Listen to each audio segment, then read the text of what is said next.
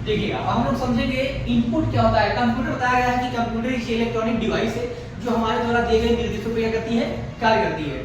और यहाँ पर हम एक और समझेंगे, देखिएगा कि इनपुट क्या होता है, हमारे द्वारा दिए जा रहे निर्देश क्या होते हैं। जब भी आप किसी भी चीज को कंप्यूटर में कोई भी चीज टाइप करते हैं या कीबोर्ड से माउस से कहीं क्लिक करते हैं, कोई चीज आप डेटा लिखते हैं, तो वही प्रक्रिया क्या कहलाती है, इनपुट कहलाती है। और ये इनपुट किसके द्वारा दिए जाते हैं, माउस होते हैं, और हमारा क्या है यानी कीबोर्ड है।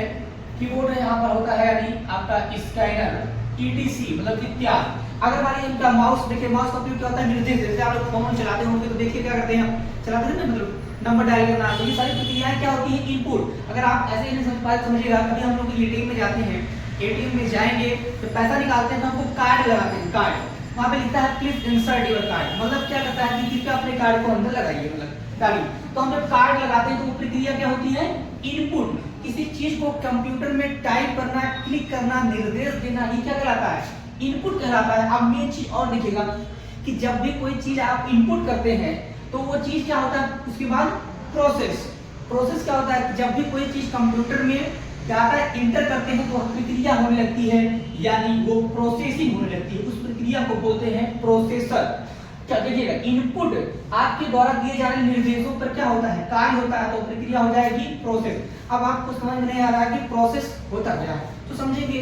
जैसे मान लीजिए कि किसी से आप पूछेंगे 3 कितना हो जाएगा, तो 9 हो जाएगा, तो ये प्रक्रिया क्या हो जाएगी, आपके प्रोसेस हो जाएगी। तो वैसे कंप्यूटर में जब भी कोई कार्य आप कर रहे हैं, जैसे मान लीजिए आप कैलकुलेटर कर रहे हैं, कैलकुलेटर का प्रयोग करके किसी चीज का कैलकुलेट कर रहे हैं, मान लीजिए जोड़ रहे हैं या गुणा कर रहे हैं, भाग कर रहे हैं, कुछ भी कर रहे हैं आप, तो वही सब प्रक्रिया होती है क्या, प्रोसेस। जैसे मान लीजिए कोई एक व्यक्ति है जो अपना रजिस्ट्रेशन कर रहा है, मान लीजिए यूपीएससी का फॉर्म भर रहा है, तो वो सारी प्रक्रिया होती है क्या, प्रोसेस होती है।